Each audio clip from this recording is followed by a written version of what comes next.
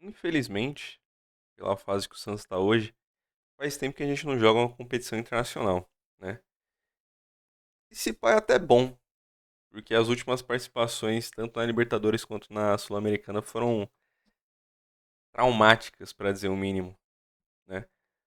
Mas justamente pelo Santos não estar jogando essas competições, tem um tópico que faz muito tempo que eu não discuto, não reclamo, não participo, que é jogar na altitude.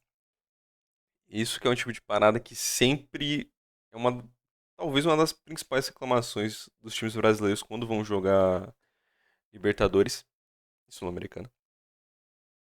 Porque é o que consegue equiparar os times péssimos de alguns países da América do Sul, que normalmente tem times extremamente fracos, que não conseguem competir em elenco ou infraestrutura contra os times grandes daqui, mas que o peso da altitude é tão grande na hora do jogo que não é estranho você ver times como o Bolívar, por exemplo, ganhando do Flamengo, não sei se ganhou do Palmeiras em um dos últimos anos, mas vira e mexe tem jogo entre os dois. Mas não é difícil você ver tipo o Bolívar, um Melgar ou times desse tipo que são pequenos e fracos, mas ainda assim conseguirem competir no mesmo nível desses times que são muito mais estruturados e melhores, pela diferença que a altitude faz. E tem um vídeo curto do Pelejo que a gente vai ver hoje.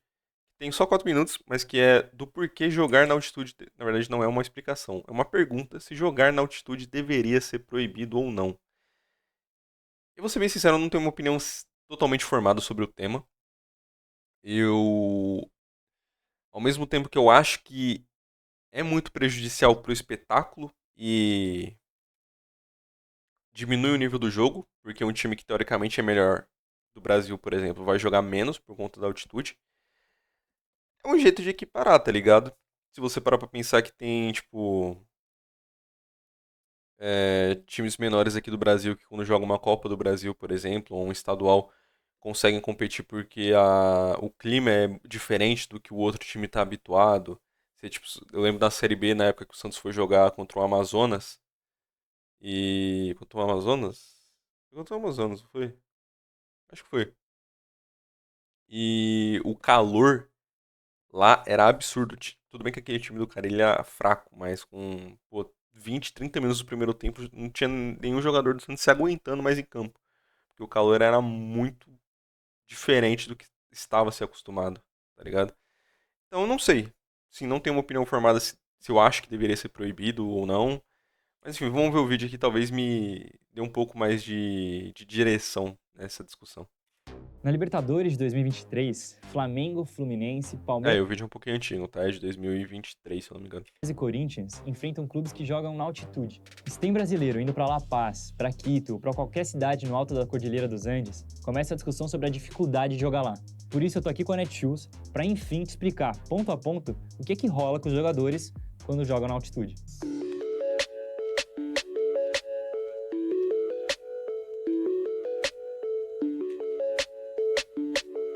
Para entender isso, primeiro é preciso saber o que é de fato jogar na altitude. Essa tal altitude se refere a quantos metros um lugar está em relação ao nível do mar. Uma cidade praiana, como Rio de Janeiro, está basicamente no mesmo nível do mar. Já São Paulo, por exemplo, está a 772 metros acima. Para ter uma referência melhor, a cidade mais alta do Brasil é Campos do Jordão, que tem pouco mais de Caralho, 1.600 metros de altitude, que deixa Campos do Jordão é tão alto assim, mano?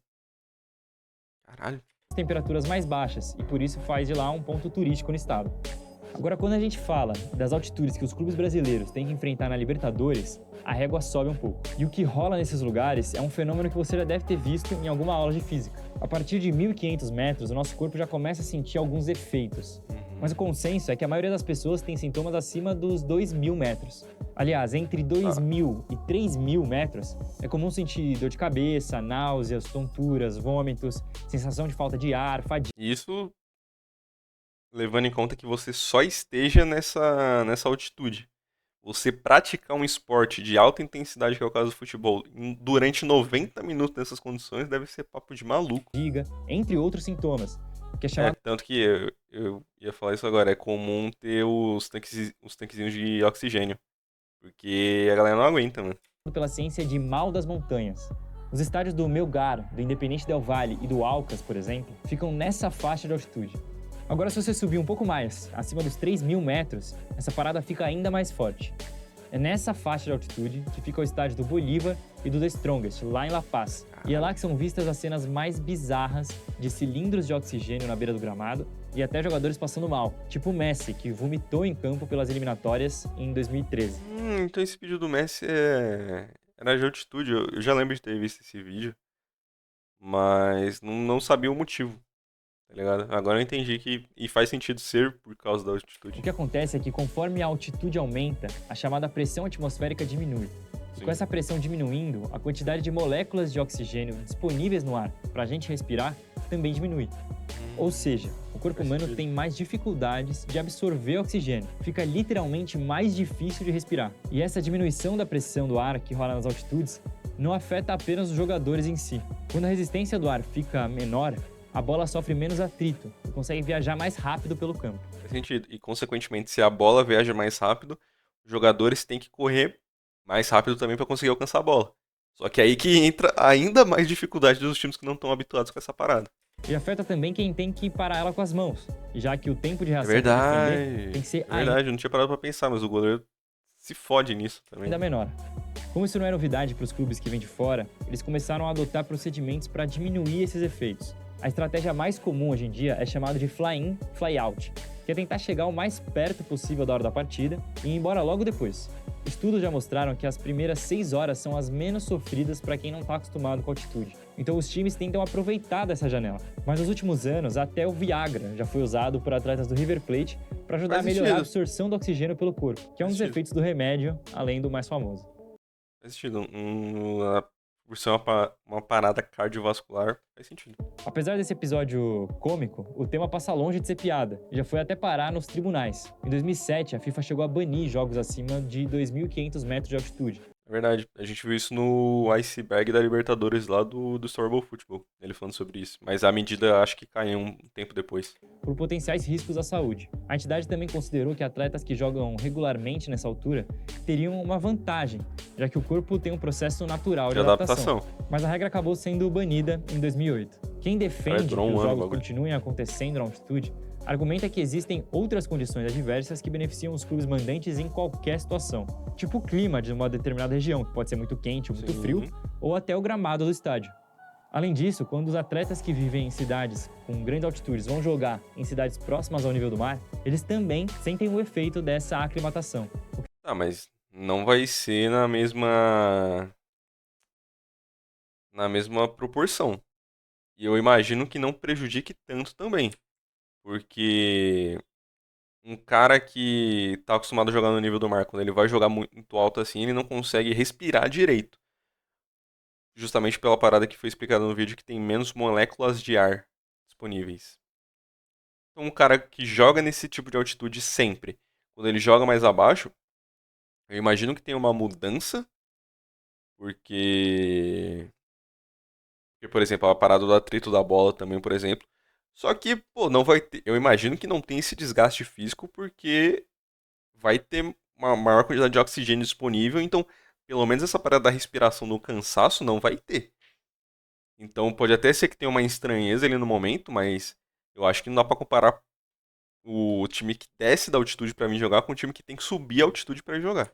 É muito desproporcional essa parada. O que deixaria essa suposta vantagem em um elas por elas, um tanto faz. Acho que não. Mesmo essas partidas na altitude sendo tão frequentes no futebol, as discussões sobre elas parecem estar bem longe do fim. Ainda mais com as zebras que continuam rolando quando um time brasileiro ou de fora joga lá. Mas antes desse episódio terminar, eu tenho um recado pra você. A Netshoes, que é parceira do Peleja... Fechou. O anúncio, tem mais alguma coisa depois? Acho que não. Ser feito em relação a esse problema das alturas na Copa Libertadores. Até a próxima. Valeu. Fechou. Pô, que nem eu falei, é um vídeo curto, mas é mais pra ser um pouco explicativo da situação e também pra abrir a discussão. Eu ainda não continuo, eu continuo não tendo uma opinião muito formada sobre, tá ligado? Eu discordo que sejam elas por elas, que nem eu falei, eu acho que a diferença do cara que joga sempre na altitude pra quando ele desce, ele vai estar muito mais de boa do que o cara que tem que subir uma vez no ano, 2 vezes no ano pra jogar na altitude. E correr toda essa parada de dor de cabeça, vômito, problema pra respirar e a porra toda. Então eu não acho que sejam elas por elas, mas tem um certo sentido no argumento da galera que reside lá de falar que, pô, todo visitante vai ter condições diferentes. Uns vão ter um clima, outros vão ter um gramado diferente, porque, pô, imagina que os caras lá na altitude jogam com um gramado natural, vem jogar aqui contra o Palmeiras no Allianz Parque, contra o Botafogo no Newton Santos, com um gramado artificial, vai ser diferente.